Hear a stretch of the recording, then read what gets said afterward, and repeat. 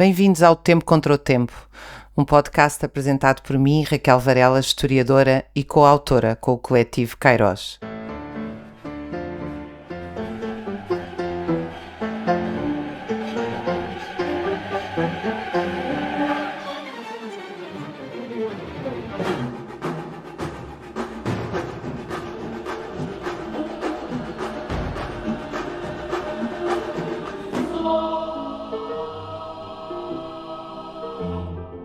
Aqui queremos debater a sociedade e o mundo com toda a calma, contraditório, profundidade e liberdade que a urgência da transformação e da imaginação de uma nova forma de viver exige. Bem-vindos a mais um episódio do Tempo contra o Tempo.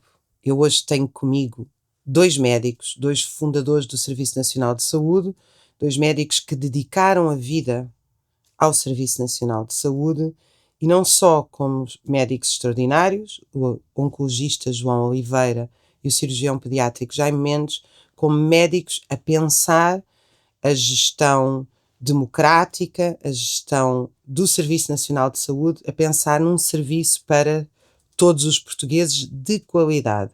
Nós tivemos uma conversa maravilhosa que se estendeu, por isso vamos dividir a nossa conversa em 2 episódios, porque acabámos por falar sobre tudo, sobre a saúde das pessoas, sobre a saúde dos médicos, sobre a relação entre os profissionais de saúde, sobre o financiamento da saúde, sobre a relação médico-doente, sobre a inteligência artificial, sobre a revolução, sobre a gestão democrática, sobre a gestão hierarquizada, sobre a mercantilização. Como eu referi no fim, a frase da Almada Negreiros soa como nunca. Quando eu nasci já tudo havia sido dito, só faltava fazê-lo. Estou a citar de cor e de facto depois de ouvir o João Oliveira e o Jaime Mendes, ficamos com a certeza de que grande parte das soluções para a saúde já foram feitas, já foram pensadas, em particular em Portugal, por causa da Revolução dos Cravos, foi-se muito longe. E, de facto, o maior risco e o principal risco que existe à nossa saúde é a mercantilização, é o capitalismo, é o negócio da saúde que está a ser operado pelos sucessivos governos. Esta conversa, como eu disse inicialmente, vai se dividir em 2 partes. Juntem-se a nós.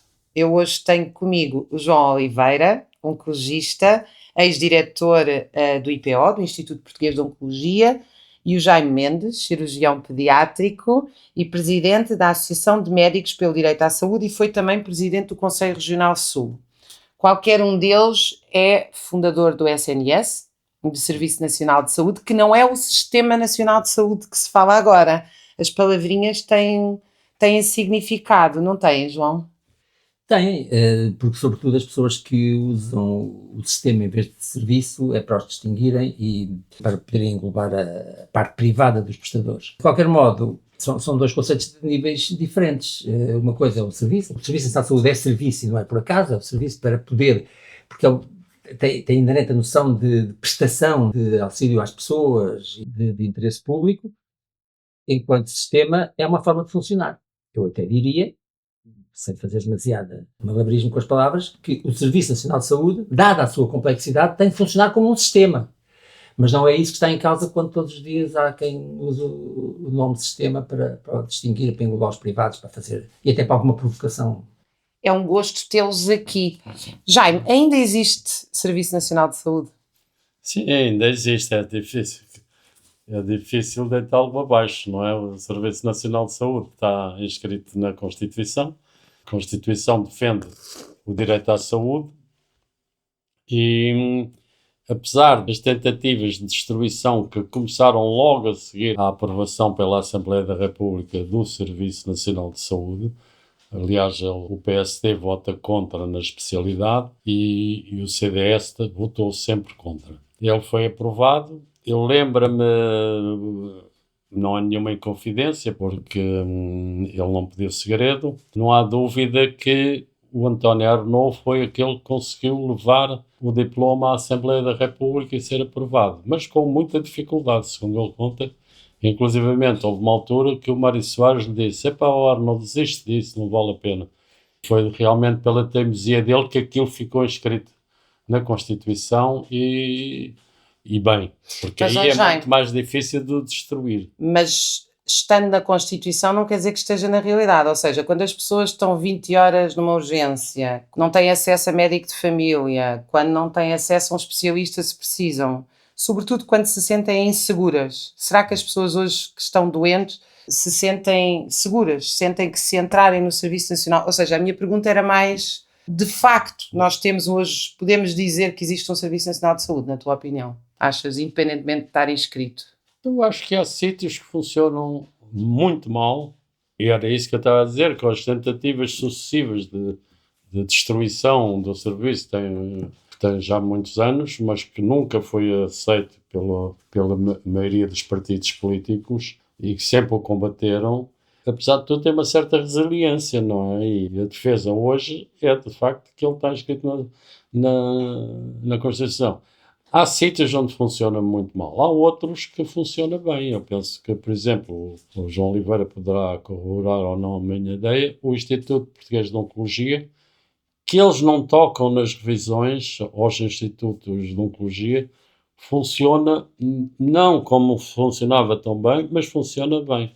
Por exemplo, no Norte, há centros, há unidades de saúde que funcionam melhor do que no Sul. Quer dizer, as grandes falhas é no Sul. Sobretudo Lisboa, Val do Tejo e Isso, Algarve, sim. que também tem a ver com Claro. outra economia do país, não é? A Exatamente, dificuldade de acesso a exatamente, casas, uma exatamente. economia mais baseada no turismo, Claro, imensos claro, problemas claro. que por contágio Claro. chegam ao SNS.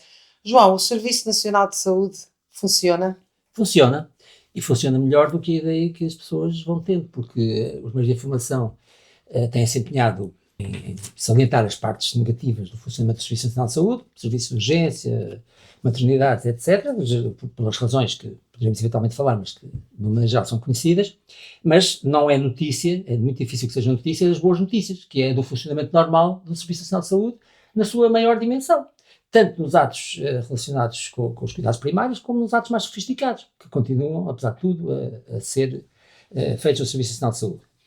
Isto não quer dizer que todas essas coisas que funcionam normalmente, como se espera que funcionem no Serviço Nacional de Saúde, não estejam com dificuldades muito grandes e em risco, como dizia o Jaime. E o facto de estar na Constituição, o que é interessante é, o que está na Constituição é a parte ideológica da coisa, que é, existe uma mutualização, uma socialização da cobertura do risco de adoecer. E é isso que está na Constituição, que depois acrescenta que isso se concretiza por um Serviço Nacional de Saúde, universal, geral, tendencialmente gratuito, etc. E é importante, como já me salientou, que isto esteja fixado na Constituição. Mas quando muitas vezes acusam o Serviço Nacional as pessoas que defendem o Serviço Nacional de Saúde de preconceitos ideológicos, primeiro, se o fossem, ótimo. Mas é que nem precisam de ser. Porque a parte ideológica é a da consagração do direito, da socialização da cobertura do risco. Se eu adoecer, é a sociedade que se encarrega de mim com o dinheiro, o financiamento que vem dos impostos e da finança em geral. O seguinte é uma parte operacional, isto é, o Serviço Nacional de Saúde foi criado olhando para o que havia no mundo e olhando muito para o Serviço Nacional de Saúde em Inglaterra, que deu grandes resultados, talvez seja a melhor forma de concretizar o tal direito.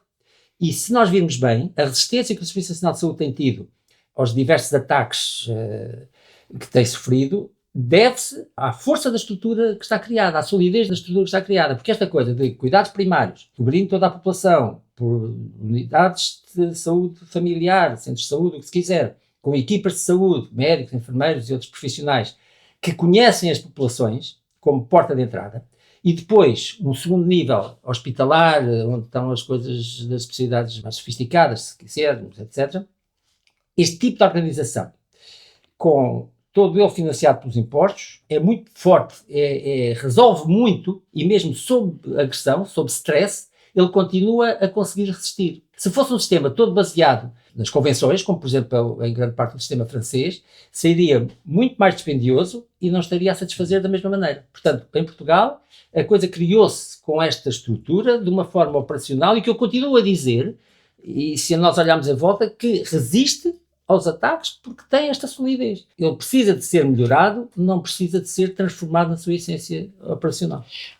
Vocês falaram na questão da comunicação. Nós temos assistido nos últimos anos a uma forma frequentemente até escandalosa de noticiar as questões relacionadas com a saúde, muito no apelo ao medo também, enfim, já na gestão da pandemia, antes dela, mesmo agora nas ondas de calor, ou seja, a prevalência é do medo, não é da educação, não é da intervenção, é sempre um alerta, os famosos alertas. E vemos isso também nas notícias que envolvem os serviços de saúde. A doutrina do choque. É, um bocadinho. E, curiosamente, é sempre sobre os serviços públicos. Ou seja, eu mesma, recentemente, há 15 dias, tive que ir a um hospital privado porque um familiar meu estava lá. A médica disse-me que os especialistas não iam ter porque eram feriados e, portanto, não iam ter especialistas nos próximos tempos, que eram os feriados de junho. Disse também que no dia a seguir eu não podia levantar os exames porque era feriado, estava fechado o setor onde se levantam exames. Quer dizer, isto que seria impensável, seria inaceitável num serviço de saúde, corretamente inaceitável, num privado passa a ser não só normal, como não é notícia. Eu ainda vou mais longe. Nós temos as urgências fechadas, o que me parece francamente escandaloso, por exemplo, na maternidade, nas maternidades, etc. Mas, se alguém adoecer à porta de um hospital privado, não é tratado no hospital privado, a menos que entregue uma caução. Ou seja, o juramento de Hipócrates no hospital privado é o quê? É o juramento de Hipócrates, como eu costumo perguntar. Este modelo, de facto, funciona. Ou seja, nós neste momento temos dezenas de pessoas que são tratadas nos hospitais privados só parcialmente, porque depois o seguro não cobre. Temos especialistas que não estão no hospital privado porque são médicos tarefeiros que vão trabalhar quando querem e quando não querem. Ou seja, há todo um modelo do hospital privado que nunca é noticiado os seus problemas. Este é um modelo de comunicação. Claro. Não, é muito, muito importante a informação que é feita de uma maneira facciosa, não é? Realmente há muita coisa que se passa nos hospitais privados que é desconhecido do grande público porque as notícias não passam. Aliás, é raro ver-se alguma notícia de alguma queixa, que há imensas queixas. Nós, na Ordem, já recebíamos nessa altura e nós abrimos também uma secção na Associação de Médicos pelo Direito à Saúde de queixas e recebemos imensas queixas de utentes que vão de pessoas, aliás, em termos percentuais as queixas são maiores nos serviços privados do que nos serviços públicos. Claro que e há alguns dados concretos, por exemplo, no caso da obstetrícia, há muito mais cesarianas feitas nos hospitais privados, que é uma diferença grande, agora não tenho os números, do que nos hospitais públicos, quer dizer, e a boa prática é haver menos cesarianas, só se fazer, quando é necessário, é evidente. E muitas vezes isso acontece porquê? Porque eles continuam a recorrer os hospitais privados a muitos médicos que também têm consultórios privados ou outras clínicas ou que trabalham em várias instituições privadas e que não têm tempo para socorrer para tratar uma grávida que eles seguem, não é? Ou que muitas vezes não seguem, para realizar o parto. Nessa altura é muito melhor para eles marcarem um dia para uma cesariana, não é? Mas realmente não é o correto. Agora já aparecem notícias que a gente tem que verificar se são verdadeiras ou falsas, porque isto era de tal maneira escandaloso que era considerado por más práticas, a própria Ordem considerava como más práticas, que já vieram dizer que tem diminuído. Mas pronto, tem que haver dados para nós sabermos se diminuiu o número de cesarianas ou não. Depois, eu gostaria de só acrescentar uma coisa ao que o João Oliveira disse.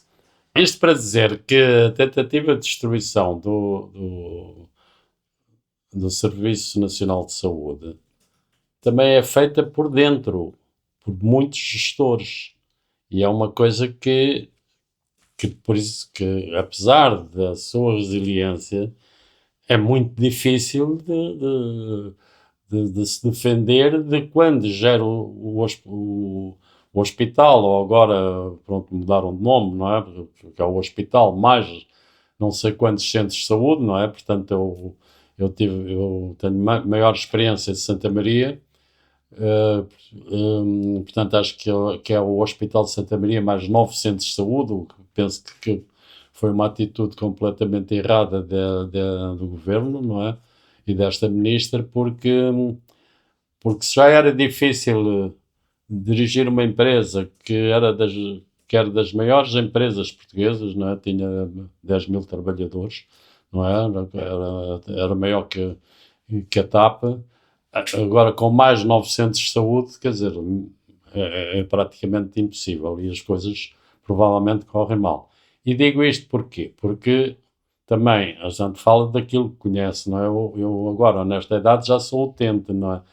E o facto de barrarem a entrada a utentes que estiveram seguidos em consultas do hospital e que, por terem faltado 3 ou 4 anos, que muitas vezes faltam para não sobrecarregarem os serviços, porque veem que não há necessidade disso, como é o meu caso e de outros que são médicos, não é? Que sabem, não vou sobrecarregar, obrigam outra vez a ver tudo ao princípio, não é? E aí telefonar para o SNS 24, ir ao centro de saúde, falar com o médico de família e depois entrar. Ora, isto é criar uma barreira.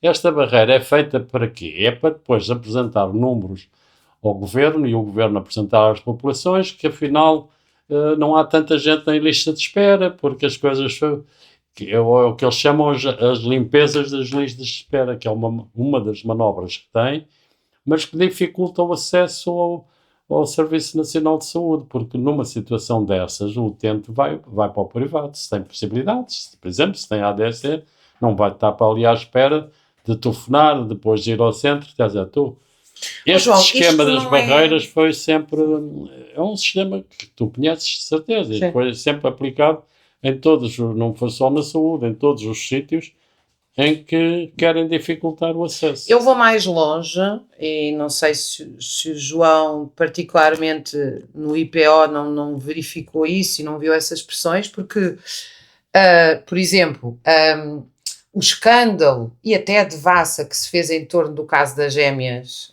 com as comissões de inquérito, diretos, etc., chamando sempre àquele caso uma cunha, quando, na minha opinião, nós não estávamos perante uma cunha, nós estávamos perante uma pressão política ao mais alto nível, que vem diretamente, ou seja, não foi o caso de que alguém telefonou a um médico e disse podes ver um amigo meu ou não sei o quê, e o médico, sem pôr ninguém à frente, até tirando horas a si, diz, sim senhora, vejo com todo o gosto, tem a ver com a autonomia. Não.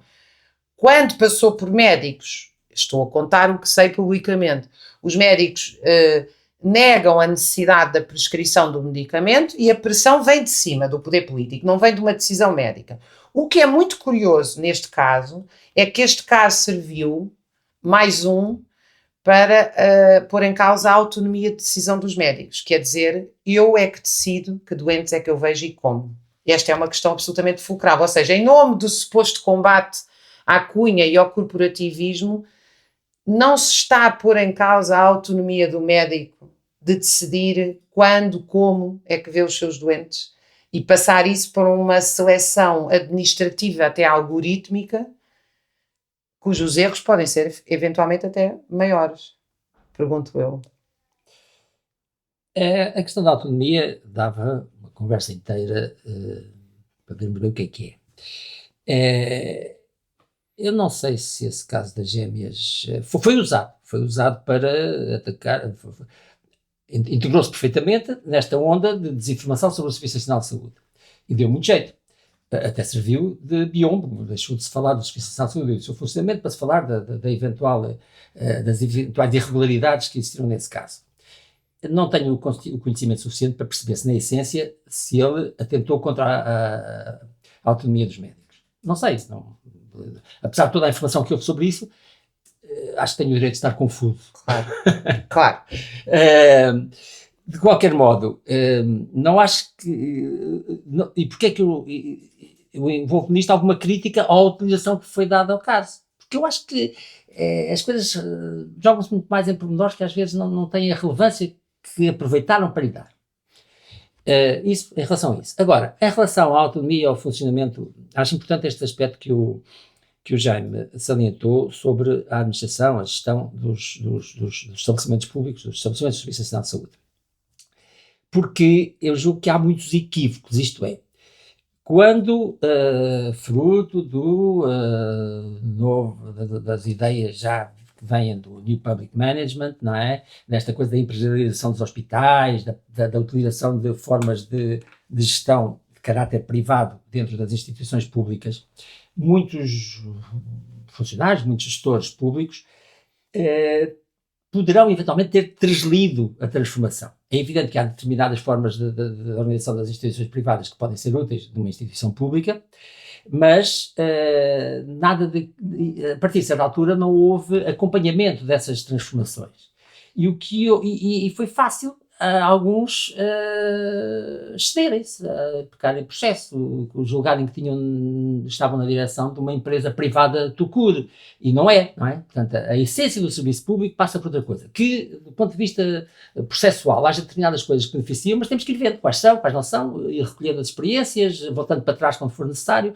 As empresas públicas, os hospitais neste momento, e agora com os centros de saúde debaixo do mesmo chapéu, os hospitais, as administrações dos hospitais vivem entaladas entre as regras da autonomia de uma empresa pública, por um lado, e por outro lado, todas as determinações administrativas que vieram primeiro das imposições da Troika, depois que não acabaram, quer dizer, os governos aproveitaram para, no balanço, continuar a restringir. Portanto, muitas a organização em si, o hospital, os funcionários estão à espera que a administração possa corresponder à autonomia que se diz que a empresa pública tem, mas depois a administração está coartada por determinações do mais administrativo que existe, tanto do ponto de vista financeiro, como nas contratações, como do que se quiser, e já não é a Troika, mas são as diretrizes que a União Europeia dá em relação ao serviço público e ao emprego de novos funcionários, etc. Portanto, o primeiro dos problemas é a contratação. Um hospital público não tem na sua mão a possibilidade de contratar as pessoas que necessitam. Portanto, e isto às vezes não é compreendido pelas organizações e cria disfunções dentro do hospital. Por um lado, resumindo, admito que tenha havido muitos administradores hospitalares e da saúde que não interpretaram convenientemente o que era isso ser empresa pública, de ser uma empresa, mas também não houve acompanhamento nesse sentido, porque existe uma sedução pelos mecanismos privados de exploração de um estabelecimento deste género, e eu costumo dizer, de uma maneira um bocadinho mais anedótica, que o problema do serviço público, um dos problemas do serviço público é quando ele se põe a imitar os privados. Por outro lado, e voltando ao princípio da conversa, os hospitais privados também têm disfunções e podem recusar as pessoas, etc. É natural. O contrato de um hospital privado com os seus utentes é um contrato comercial. Não é um contrato ético. É outra ética. É ético, mas é na ética comercial. A mercearia pode estar fechada se o dono naquele dia resolveu fechá-la. É claro que ele esforça-se por estar aberta, por manter um compromisso com os seus, mas nada o obriga a isso. Enquanto o serviço público é da sua natureza, estar sempre aberto, atender toda a gente, é universal. Portanto, não é o mesmo género de contrato.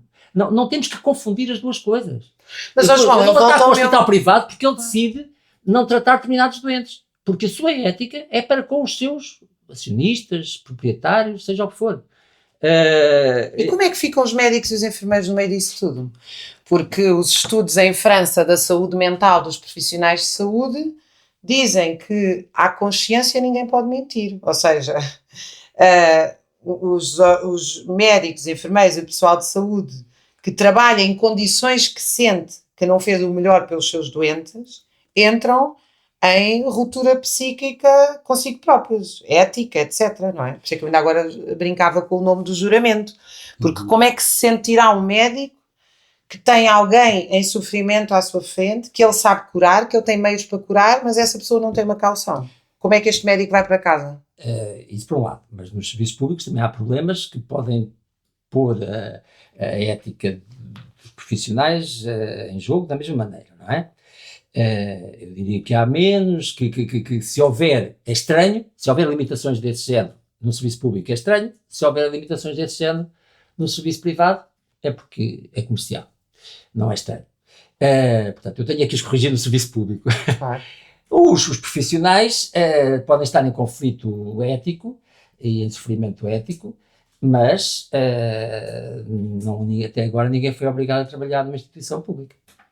Perdão, Privada. numa instituição privada, não é? Portanto, ele, ao optar por essa forma de prestação, tem alguns trade-offs, tem algumas, não sei se está consciente disso quando começa, mas eu trabalhei pouco, mas no passado trabalhei alguma coisa na privada e acho que também senti esse género de questões. Só com uma diferença. É que enquanto a minha margem de manobra enquanto profissional num hospital privado foi há décadas, portanto nem sequer os hospitais privados funcionavam como funcionam agora, mas enquanto a minha margem de manobra para mudar as coisas, o modo de funcionamento, as exigências de um hospital privado eram nulas, ou quase, num hospital público eu sempre senti toda a margem de manobra para influenciar, não quer dizer que fosse sempre o que eu dizia que se fizesse, mas para influenciar o funcionamento. Houve um doente uma vez, muito interessante, um tipo novo, com uma doença das vias biliares e que ele sabia que ia ser mortal, e que numa vez num hospital público, e não foi no IPO, eu entrando para a consulta atrasado, desculpei-me com o funcionamento do hospital. E ele, que era professor de trabalhos manuais numa escola pública, disse, mas o quê? Está-se a desculpar com os atrasos, com o funcionamento. Então, mas você não é funcionário aqui. Sou. A sua obrigação é mudar as coisas. Que é o que eu faço à minha escola. Não é que isso fosse estranho para mim, mas cedi à tentação de me desculpar. E nunca mais me esqueci do que esse tipo me disse, porque só reforçou o que eu achava. Eu ali tenho toda a obrigação de mudar as coisas. Isso é interessantíssimo, eu vou pegar nisso, porque o conceito de sofrimento ético que tem sido desenvolvido pelo psiquiatra Christophe Dejour em França, justamente grande parte do trabalho deles é com médicos e com juízes, implica não só que as pessoas estão a violar a sua consciência, mas que são cúmplices com os procedimentos que violam a sua consciência. Ou seja, quem refila, luta, faz greve, contesta, faz abaixo-assinado, diz que não, sofre de outros problemas, muitas vezes até de assédio moral, porque as chefias vão atrás, abrem os processos disciplinares, etc. Sofre de ansiedade. Outro tipo não sofre de sofrimento ético. Ou seja, o sofrimento ético, que, segundo o professor Dejour, é mesmo uma das principais causas de suicídio nos médicos. O Dejour, eu já aqui falei várias vezes no Tempo contra o Tempo, é o psiquiatra que provou a relação entre os suicídios da France Telecom e os métodos de gestão, e aliás levou à prisão efetiva dos gestores da France Telecom, e que tem o laboratório de psicologia social em França. Ou seja, há aqui um problema também não reagir, ser cúmplice. Aliás, a palavra que ele usa é cumplicidade, Jaime. Não, eu conheço porque eu observo muitas revistas de França, não é? Porque médicas e ligadas à medicina, eu conheço isso que disseste, e eu ia só dar um exemplo do comportamento dos médicos, que é assim, eu estive na Suíça nos anos 60, não é? 60, 70, não é? Portanto, as coisas podem estar completamente modificadas, já tive de acordo. A Suíça funciona como na Alemanha, não é? Por um seguro universal e outros seguros. E funciona, portanto, com gabinetes privados. Aí é mesmo um sistema, não há Serviço Nacional de Saúde. Mas houve uma altura que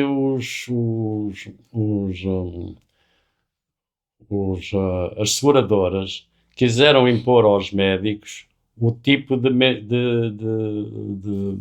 receitas, de medicamentos receitados.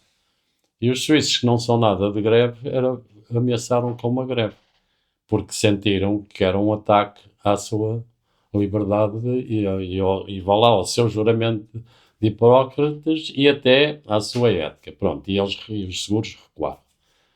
Aqui o que se passa é que muitas vezes a gente teve um processo, vá lá, revolucionário, e depois com o 25 de Abril fizemos a gestão democrática e eles viram, aliás, tu apontas num livro teu, que agora o passo era acabar com a gestão democrática, porque eles não podiam aturar estes médicos, porque no fundo não é só há o sofrimento médico, mas os sindicatos também, e a Ordem muito menos, não têm força para verificar o que é que se passa dentro dos hospitais. E há suicídios de médicos, sobretudo anestesistas. Nos 30 e tal anos que eu estive em Santa Maria, houve vários anestesistas que se suicidaram, 2 ou 3, pronto. Claro que a desculpa é sempre que eles não estavam bem na situação deles, que estavam perturbados e tal, que não era por falhas que havia ou por falta de material que havia quando ele anestesiava isso tudo. Portanto, há sempre uma tentativa de uma desculpa. Quando há a empresarialização dos hospitais e a distribuição da gestão democrática, o que é que acontece? É que os administradores são nomeados pelo Ministro da Saúde. Portanto, aquilo acaba por ser uma escada para baixo, que é sempre o administrador é nomeado pela Ministra, o administrador nomeia o diretor clínico, o diretor de enfermagem, isso tudo, pronto, e aí há sempre, quer dizer, os médicos são postos completamente, médicos, enfermeiros e outro pessoal é completamente posto fora de parte, fora do sistema. Ora, aí eles funcionam como, eu já escrevi e disse, como verdadeiros operários. Agora, só que esta proletarização, eles esquecem-se, não penso que talvez esta forma de dizer não seja muito correta para os operários, mas digamos, quer dizer, eles, no fundo, os médicos estão no final a executar, em vez de pensar o que fazem. Em vez de pensar. Só que os médicos pensam. Não estou a dizer que os operários também não pensam, mas pronto, quer dizer, todo o sentido agora da Europa não é para uma gestão, para uma autogestão. Mas, digamos, com os médicos, o problema é maior, porque muitos médicos sabem como é que se geram os serviços. E não podem fazer, porque, primeiro, o administrador não deixa, depois o diretor clínico está feito, muitas vezes, com o administrador. Portanto, estão numa situação que eu acho que é realmente sofrimento ético, não é? Porque a pessoa está a fazer coisas que não está de acordo. Porque, por exemplo, essas questões de dizer, não, quem não das gêmeas, mas pronto, parecido com os das gêmeas, que vem uma ordem que diz, não senhora, quem agora chama os doentes que têm necessidade de ser operados ou de terem consultas é uma funcionária do hospital, por exemplo, não é? Ligada à administração. Claro, isso não tem pés nem cabeça, porque eu, como cirurgião pediatra, falo da minha especialidade, porque não sei o que é que se passa no outro. Os pedidos de consulta de cirurgia pediátrica que vêm dos centros de saúde, infelizmente, a grande maioria não tem necessidade daquela consulta.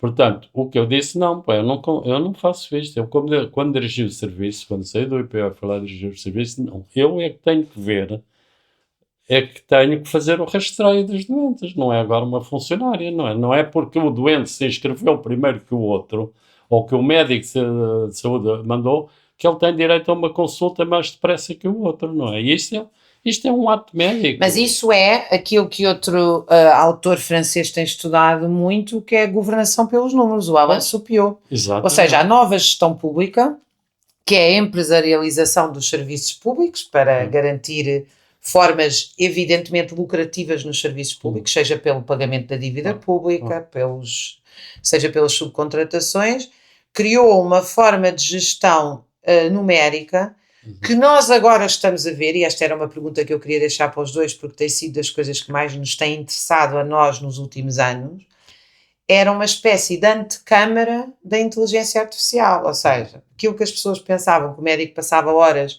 a preencher papelada e números no Excel e o computador, etc., na verdade, é os médicos a alimentar as próprias bases de dados que vão criar um algoritmo para tomar decisões que eram decisões fundamentalmente médicas. Ou seja, os números não era só uma forma chata, inútil, é também um alimento dos próprios softwares que depois vão eles próprios introduzir a seleção. E nós vemos, sobretudo nos últimos 4, 5 anos, um avanço extraordinário desses processos, não é? Inclusive já na própria seleção dos doentes, através da Saúde 24, que não posso deixar de dizer, é uma empresa privada. Já agora, se dás licença, é que esses números são levados à ministra, a ministra diz ao primeiro-ministro, e por isso é que a gente ouve o primeiro-ministro dizer, mas houve 50 mil consultas e houve não sei quantas operações. Quer dizer, porque é que esses números... Não refletem a qualidade nem a realidade. Não refletem a qualidade nem a realidade, e muitas vezes são martelados. Isso eu posso garantir. Porque é muito fácil de uma operação que exige 2 intervenções, que exige para corrigir o mal 2 processos cirúrgicos ou 2 atitudes cirúrgicas, são contados como 2 cirurgias, o que é falso. Pronto. Nós e também antigamente não era. Nós também nos deparámos quando as unidades dependiam do número de diabéticos que tinham tratado, que só era introduzido no sistema quando os diabéticos já estavam tratados, para não perderem o financiamento. Bem, essa história dos martelar os números são mais que muitos. João? São coisas que têm que ser compatibilizadas. A gestão pelos números tem muito que ver com o que numa conversa há pouco tempo a Raquel chamou, e eu nunca me tinha lembrado do termo, parcelização. Tem muito que ver com a necessidade de parcelização deste trabalho. E, portanto, a cada número corresponde a um ato, porque a gente vai fornecer atos prontinho para a comercialização deles. Quando, no fundo, a essência do tratamento das pessoas é um assunto muito mais indefinido do que aquele que se consegue ter naquele pacote, naquela parcela. Não é? As listas de espera são uma forma, eu até diria, podem ser uma forma desresponsabilizante de estar a exercer. O médico recebe um doente, não o pode operar de seguida, já é cirurgião, eu não sou, ele confirmará. Se bem que na cirurgia pediátrica não havia tanto problema das listas de espera. Nem há. Mas, de qualquer modo, ele sabe que não o vai operar de seguida e se eventualmente até ele próprio tiver dúvidas sobre a indicação operatória daquela doença, daquela pessoa, ele pode poupar-se o trabalho de explicar isso ao doente e põe-no numa lista de espera. Já está, já fiz o meu trabalho, já acabei aqui. Quando não era isso que se exige ao médico. É que, tal como é impossível fazer, como parece que o governo está agora a querer fazer, que é tornar públicas as listas de espera e o próprio doente telefonar para lá, a perguntar para quando é que é e a optar por ser feita noutro sítio. Eu julgo que é isto, eu ouvi bem na comunicação social. É impossível, não é assim a medicina. A indicação terapêutica, não é dissociável da pessoa do profissional que a coloca. Para determinadas profissionais, aquele doente pode ser operável, pode ter uma indicação terapêutica e para outros pode não ter. E ser na mesma bem tratado.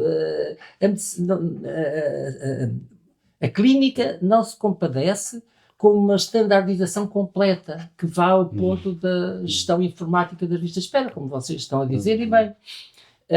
Agora, tudo o que temos visto, não só em Portugal como no mundo, tem sido no sentido de parcelizar o trabalho dos clínicos e tornar o tratamento das pessoas uma coisa abstrata, que existe independentemente daquela pessoa e do profissional que a vai concretizar. Não é, e caminhando nesse sentido, estamos a caminhar mal. Mas, com a melhoria com a transformação, com o advento de tecnologias fortíssimas de terapêutica das pessoas e até de dados que nos permitem colocar hipóteses diagnósticas. Eu não estou a dizer que a chamada inteligência artificial, que no fundo resulta da grande capacidade de armazenar dados e depois de os relacionar automaticamente, pode eventualmente dar ideias que o profissional vai utilizar para a sua filtração do que tem que saber sobre aquele doente. Não é inútil desse ponto de vista. Agora, não substitui.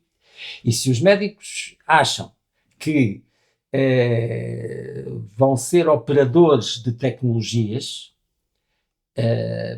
perde-se a essência do que é ser médico. Vão ser operários de tecnologia. Vão ser uns intermediários de que facilmente a sociedade se vai desfazer. Claro. Não é preciso. Não são precisos. Porque é o aspecto relacional, é o de explicar às pessoas o que é que se passa com elas e como é que elas vão ser tratadas, que constitui a essência disto tudo e que não é dispensável. Porque, repito, esta ideia nos dias de hoje pode ser difícil de fazer valer, mas continuo convicto, e como eu muitos outros, de que é a verdade, que é a essência das coisas. Quer dizer, a clínica é para ser feita à medida. Não tem... Há um colega vosso que nos deu uma entrevista gravada, e portanto eu posso citar aqui à vontade, o Bernardino Páscoa, de Évora, de Medicina Interna, que também fez o serviço médico à periferia, e ele diz, eu primeiro tenho que seguir os meus doentes com regularidade, porque eu preciso de ir vendo como é que eles estão, no caso dele. Segundo, eu preciso de os ver. Muitas vezes o facto de eles entrarem no consultório, para mim, já é metade do meu diagnóstico. Eu preciso, há qualquer coisa, se é a pele, se é o jeito com que eles se aproximam, se é... E depois eu preciso de um longo tempo de conversa, porque... e isso tem muito a ver com esta história chamada inteligência artificial, que não é inteligência nem é artificial. Isto parte do princípio, primeiro retira, como vocês também disseram, a questão do trabalho real do médico, não é? Que é aquilo que, mais uma vez chamando de jour. As nossas profissões ficam na pele, o de jour até usa o termo corpo. Aquilo que o Bernardino Páscoa dizia, quando as pessoas entram, claro que aquilo não caiu do céu, não é? Aquilo são, ao final de muitos anos de ver doentes, há coisas que o cérebro processa que muitas vezes nós nem pomos em palavras, que tem a ver com a cor, ou com a forma como ele anda, qualquer coisa que um médico, ao final de muitos anos, tem percepção. Mas outra coisa que me choca profundamente nesta questão é que a maioria das pessoas sequer consegue dizer exatamente o que é que tem. Ou seja, vocês sabem muito melhor do que eu que as pessoas chegam frequentemente junto de vós e não conseguem expressar em palavras o que é que sentem. É preciso uma longa conversa até chegar lá. E muitas vezes essa longa conversa vai por sítios completamente diferentes do que se estava à espera, para conseguir que a pessoa, ela própria, não tem noção do que é que tem, porque evidentemente, por isso é que ela vai ao médico, não é médica. E segundo, porque a forma de expressão, eu nem estou a pensar na maioria das pessoas não terem literacia, que é um caso grave, que também não têm. Mas mesmo quem tem, a forma como consegue dizer as coisas, para levar a um diagnóstico, exige muito mais relação médico-doente do que uma coisa algoritmizável. Não é uma dor. Mas é uma dor como? Onde? Quando? De que forma? E quando é que lhe deu? E porquê? Em que sítio é que estava? O que é que comeu? Quer dizer, essa é uma consulta. Isto não é possível pôr no Excel. Não é numerizado. Claro. Há outra coisa que eu queria acrescentar, que é a questão da responsabilização. Passou um bocado. É que é assim, quando a pessoa faz um erro num serviço público, num hospital, e penso que no privado também, aqui não penso que não haverá grande diferença, normalmente, pronto, eu volto à Beca Fria, mas pronto, marcou-me, não é? Aqueles 10 anos na Suíça marcou-me. Dando um exemplo, por exemplo, apareceu-me na urgência uma criança que tinha todos os sinais de apendicite. E eu ajudei-o a operar, na altura não operava ainda. Ajudei-o, mas estava sozinho na urgência. Eu operei o apêndice, tirei o apêndice, etc. Vai para a enfermaria, a seguir aparece cheio de manchas, era uma púrpura de Enoch Online. Portanto, claro que o pediatra chegou e disse, mas isto é uma púrpura. Às vezes nós falamos também de uma maneira, isso em toda a parte do mundo, que se calhar devia ter maior retenção. O doente faz uma queixa. Eu nem soube que ele fez uma queixa, só soube muito mais tarde, porque quem falou foi o meu chefe de serviço. Quer dizer, o meu chefe de serviço era responsável por mim, não é? Aqui não, quer dizer, aqui eu posso citar, não quero agora entrar nisso, não daqui a nada entram num hospital e dão-me um tiro na cabeça. Mas aqui há N casos que o chefe de serviço põe-se de parte, mas posso citar N.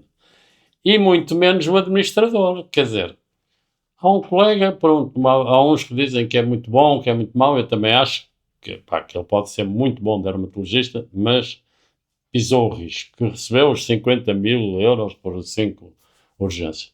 Agora, o administrador do hospital vai para a televisão com uma autêntica lata e diz que nem sabia, então ele não tem responsabilidade, então quem é que lhe pagou? Não foi a tesouraria de Santa Maria. Acabámos de ver isso em relação ao INEM, em relação à própria ministra. Exato. Ou seja, no meio daquele caos todo, as únicas 2 pessoas que vêm indiciadas no relatório é a enfermeira e o médico que atenderam o telefone. São os únicos 2. Foram os únicos que foram responsabilizados até agora.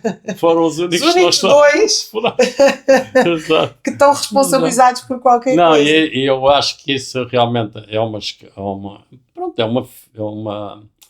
não sei se é uma filosofia de estar aqui em Portugal, mas quer dizer, foi instituída. Eu também não gosto muito de dizer mal aliás, muitas vezes dizem, a gente não pode trocar de povo, não é? Não pode, tem que falar com ele, educar, etc. Mas é uma responsabilização que eu acho que é transversal não sei se o João Oliveira terá de acordo, a toda a função pública.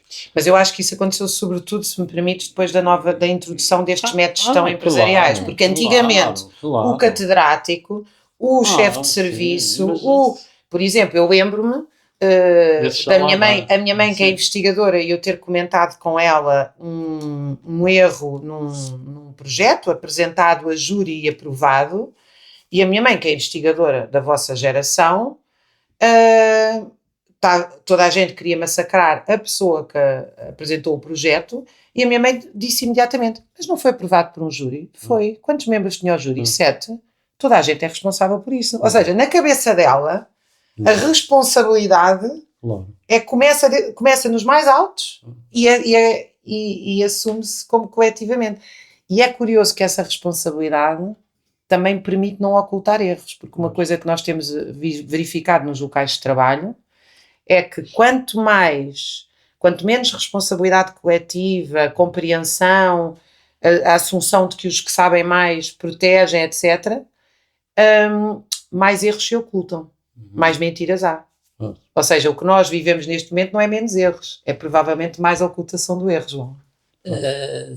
Não, e só acrescentar uma coisa, porque tu falas muito em França, e que eu achei interessante. Há um centro hospitalar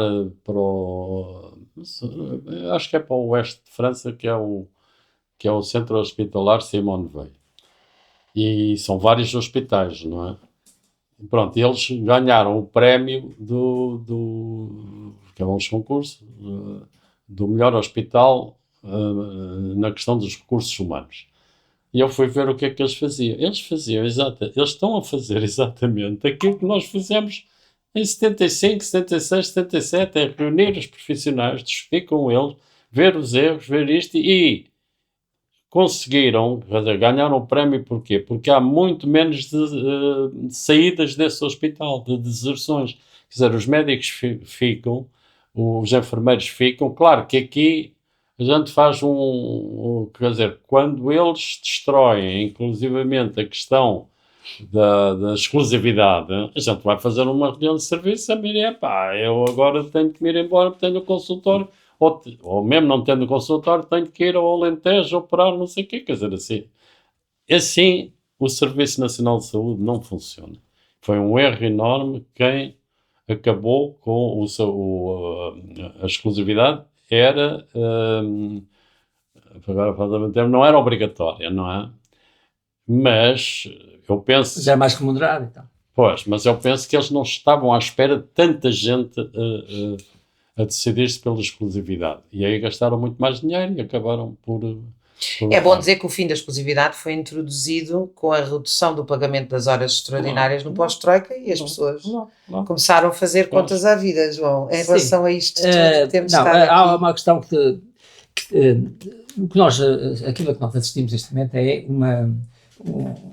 passar para a frente de princípios individualistas.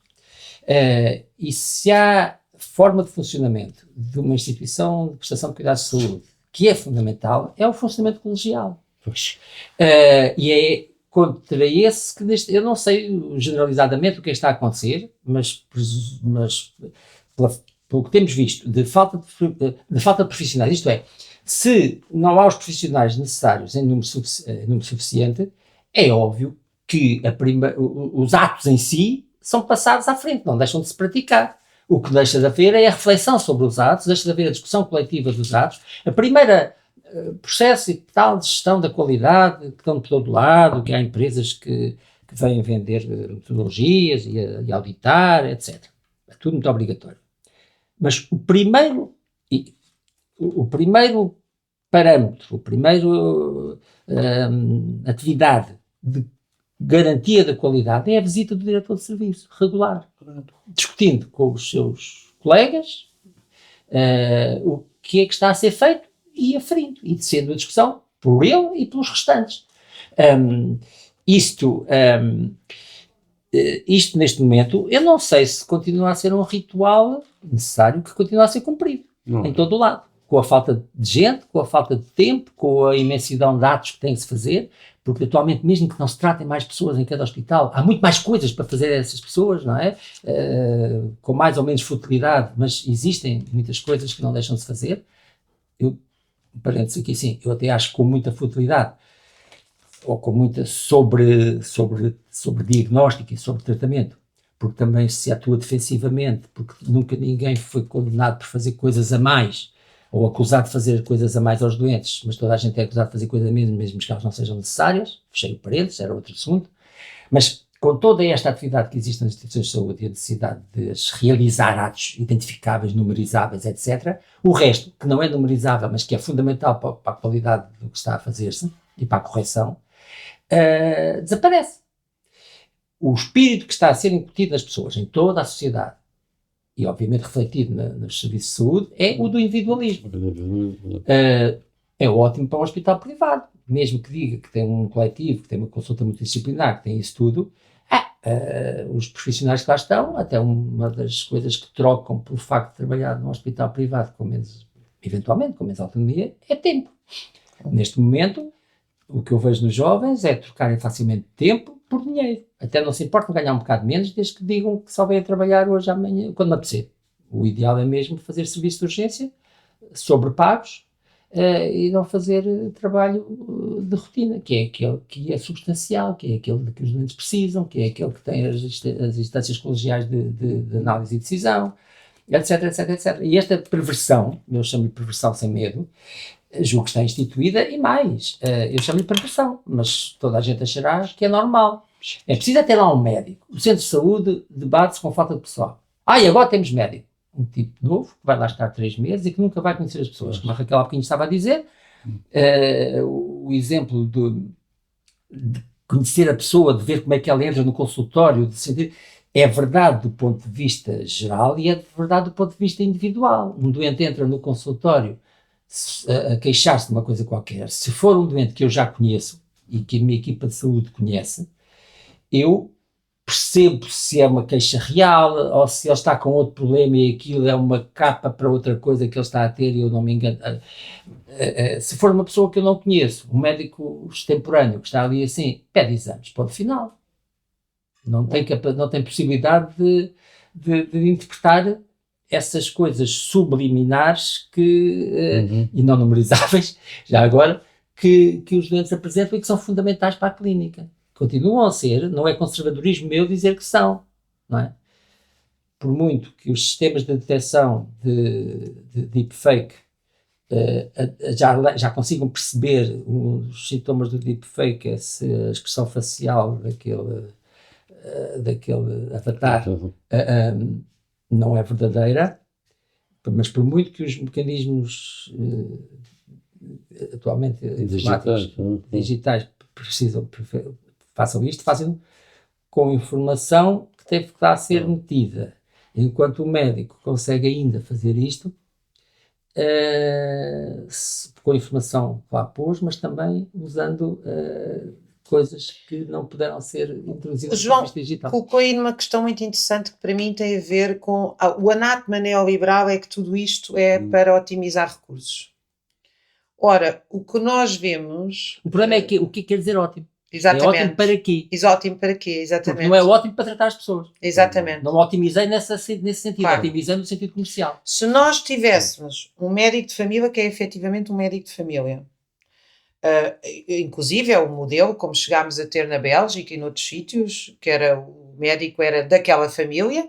Ainda no outro dia um amigo meu belga A Bélgica é dizia-me, Portugal. um amigo meu belga disse-me, eu tive o médico de família do meu pai e a minha filha ainda chegou a ser vista por ele. Depois é que ele reformou-se, entretanto. Ou seja, e esse médico de família estava connosco. Se nós estávamos bem, íamos ao consultório de manhã, senão ele fazia domicílios à tarde. Ou seja, esta era a organização do médico de família. Quer dizer, se toda a gente tem um médico assim, a quantidade de exames, doenças que não se vão apanhar tarde, doenças que não se vão sobrediagnosticar, encargos para os serviços de saúde, não sei, a quantidade de qualidade de vida, em primeiro lugar, do médico que tem prazer, porque está ali a exercer a sua profissão em toda a sua plenitude, do doente que tem confiança. É uma palavra que a gente ainda não trabalhou aqui, a confiança, porque pode-se substituir... tens tudo. Pode substituir toda a ajuda. Hoje em dia os médicos todos se queixam imenso, inclusive nos estudos internacionais, de falta de confiança. Mas os doentes também se queixam de falta de confiança. Ou seja, a questão da confiança é absolutamente central para eu chegar lá e dizer assim, não, sim senhor, eu confio no meu... Senão eu depois vou perguntar a outro, e vou perguntar a outro, e quero mais um exame, e não fiquei, e o médico também acha que se calhar o doente é simplesmente um chato, e se calhar ele até tem um problema sério, ou seja, cria-se aqui uma ruptura da relação de confiança, que essa é a menos numeralizável possível, não é? Isso é... Há outra, que é a esperança. A esperança. Como dizia o Batista Bastos, a esperança tem sempre razão. É do outro plano epistémico. Muito obrigada ao João Oliveira e ao Jaime Mendes. Nós terminamos aqui a primeira parte da entrevista e regressamos na próxima quinta-feira com a segunda parte da entrevista, continuando a falar de organização, saúde e sentido do trabalho.